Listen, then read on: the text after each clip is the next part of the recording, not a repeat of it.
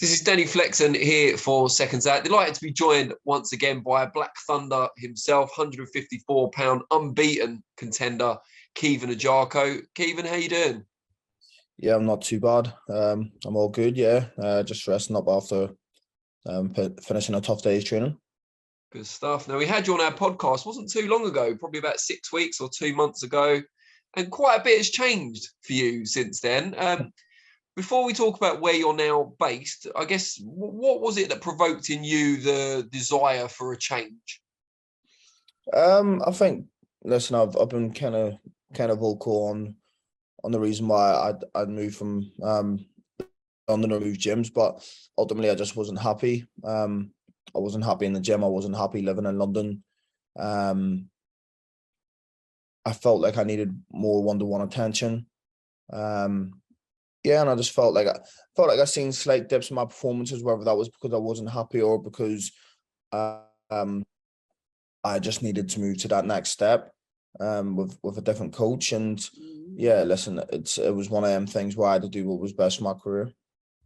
And it is still a busy gym back there at the iBox. I guess you're talking about that one-on-one attention. It's always going to be quite difficult to get that because now you've moved. Obviously, I think it's not quite as busy.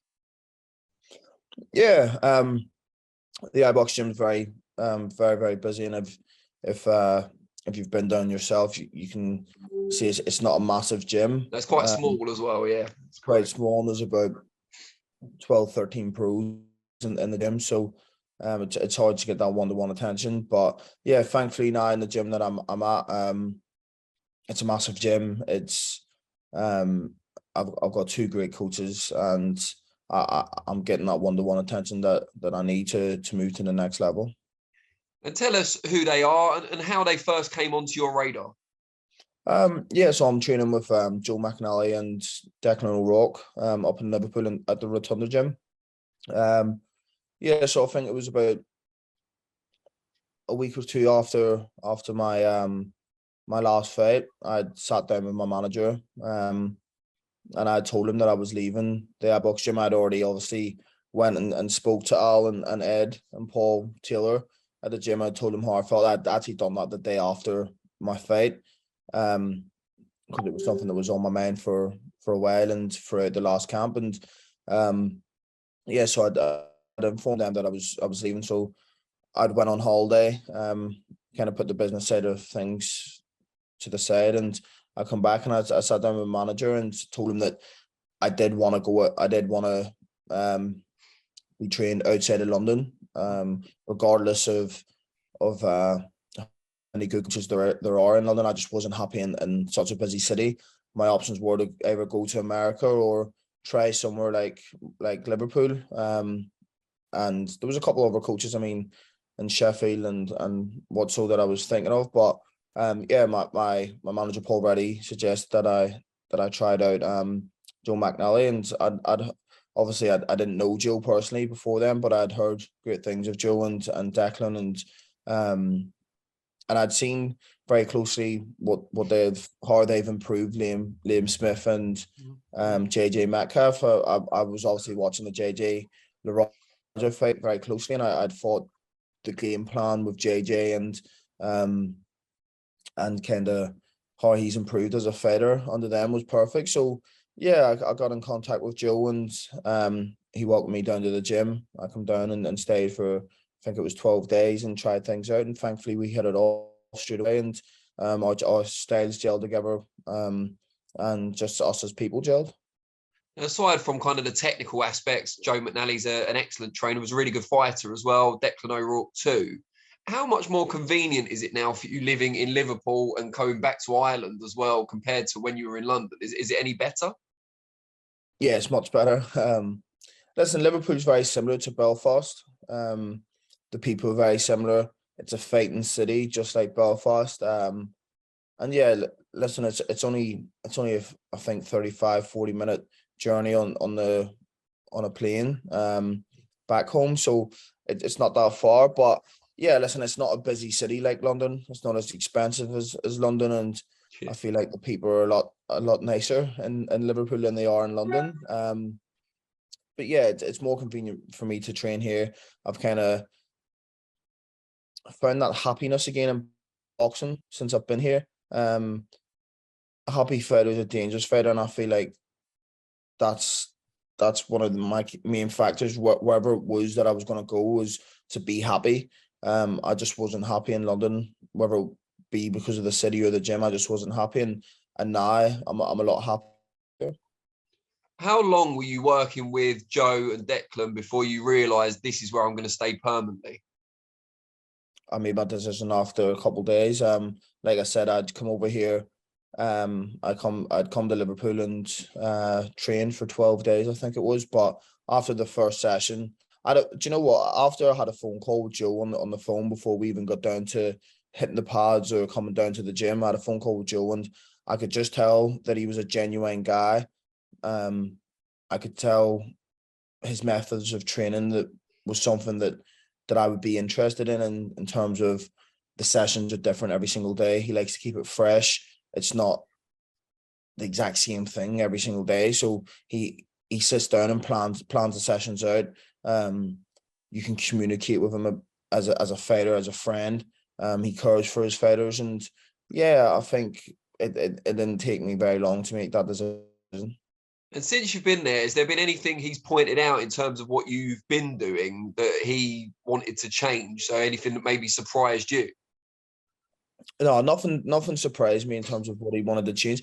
I knew what I was doing wrong. But as a fighter, you're trying to keep everything perfect. Then it's kind of hard if you haven't got that person in front of you drilling that for you every single day on the pads, shadow boxing, in sparring, on the bags. When you've got someone standing there telling you every second of every session what you're doing wrong, you're going to pick it up and you're going to start making changes. And that's what Joe's been doing. Just adding them fine details to my style and correcting me on small things that I've been doing wrong in the past. And just like distance control, being too close and being on top of my opponent's chest when I don't need to be, defending way out of distance when I've done all the hard work, in terms of like getting from A to C, but forgetting about the B in the middle, and then going from C to A, in terms of I would be attacking, get my shots off, and then put myself in a vulnerable position when I don't need to be. And you can see that in my fights. I'd be being aggressive and then very quickly being a counter puncher on the back foot, allowing my opponents to gain ground or gain momentum, or having my opponents hurt and letting them off the hook. So Joe's been just adding small bits to my style. He's not trying to change my style in any way, shape, or form, but he's just correcting me on the things that I'm doing wrong. And it'll be quite good to get some of the sparring, I imagine, as well, with the likes of Liam Smith and JJ Metcalf, now that you're there with them every day in the gym. Yeah, definitely. Listen, I haven't spotted them yet, but JJ and Liam are two fighters that I can learn so much of. Liam's been there, done it, and still at the high level, at the very top, and on the brink of fighting for another world title. And with JJ's just coming off a massive win, and himself, he's been in massive fights with Conroy, with Laraja, with Cheeseman, and stuff like that. So he's been in massive fights, and there's so much I can learn off both fighters, and we can help each other out in the gym. Oh, good. It's good to see you so happy and kind of excited about the future. Talking of the future, when are we likely to see you next now? I hope to have news soon. Maybe the end of this. It is coming to the end of the week. But as early as next week. I mean, the start of next week. I would like to think that the news has been dropped. But yeah, listen, I'm in camp. I'm preparing for my next fight. We have an opponent in mind. An unbeaten opponent as well.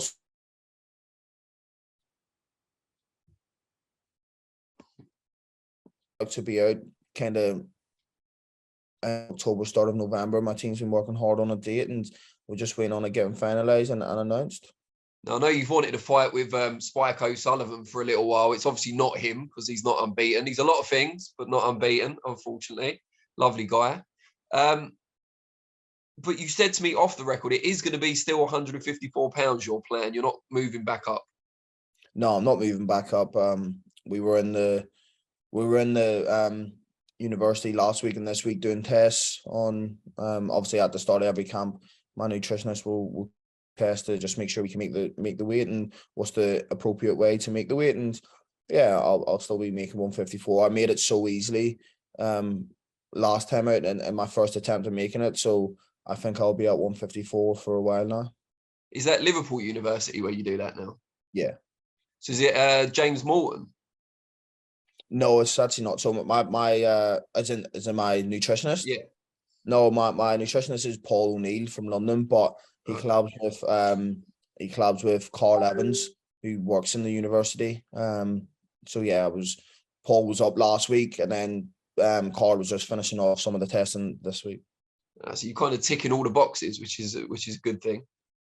Yeah, listen, I'm at a certain level now, where the fights are only going to get harder, and I've been doing 10 rounders now for a while. I think I've did 5 or 6 10 rounders, and I'm number 10 in the world. And listen, I've got to be a proper professional and tick every box in my quest to be a world champion. Everything has to be right. That's why I made one of the hardest decisions of my career in terms of moving to Liverpool and changing trainers, because I understand that I'm at a certain stage now where I need to get the best out of my full potential and ability, and I believe I'll be a world champion, but I need to be ticking the boxes on everything, making sure I'm happy, making sure that I'm improving as a fighter, on the weight side of things and stuff like that. So if you look at over the last, I think now it's coming up to a year, I've made a lot of changes with my team, in the quest of being the best athlete that I possibly can. And I employed a nutritionist. I've changed managers, promoters, coaches, all in the last 12 months. And I think that shows great character in myself, because I'm not settling for being average. You see a lot of fighters get beat and change trainers. I'm still unbeaten. I'm 12-0, and to most, I've been kind of performing well. I'm still picking up belts, and that still isn't good enough for me. I know how good I am and how good I can be, and where I want to be in the sport, and I won't settle for average or get complacent. That's good to hear. Now, the level you're looking to achieve ultimately is one that we're going to watch on Saturday night. I assume you'll be watching it too. Triple G and Canelo, the third fight between them. Can't let you go without asking your opinion on the mega fight. It's not too far away from your weight class, obviously further than it was 6 months ago. But what do you make of that fight, that trilogy contest? Yeah, listen, it's great to see. I think maybe 2-3 years too late. I think they had their last fight maybe 4 years ago, was it? More, actually. Yeah, I think it was maybe 2017, 18. They had their last fight. So you've got to heavily favour Canelo. He's in his prime years. What he's done in the sport since beating Golovkin is astonishing. And although he's still the only person to beat Golovkin, you've seen massive dips in Golovkin's performances. He's 40 years old, but it's unfortunate because I actually believe that Golovkin won both fights. He certainly won the first fight, but I believe he won both fights. And yeah, you've got to favour Canelo, don't you? I think Canelo will get the job done. I just hope Golovkin moving up will add something to his game. Maybe he'll be a bit fresher, a bit stronger, carrying the power up, and he can still make it competitive. But yeah, I think I'm gonna have to go for Canelo on that one. Given you feel that Golovkin won the first 2 fights, would it make you a little bit sad if he comes out of this, magnificent trilogy with on the record 0 wins? Yeah, definitely. I think it doesn't justify.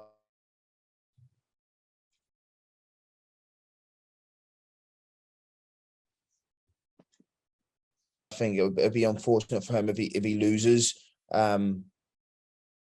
He's going out with 2 defeats and a draw, whenever realistically he could have very easily had 2 wins on his record, or at least it would have been fair to say that 1-1 going into the trilogy. Do you know what I mean? But listen, I'd love to see. I'm a fan of both fighters, but I'd love to see Golovkin pull it off and upset all odds.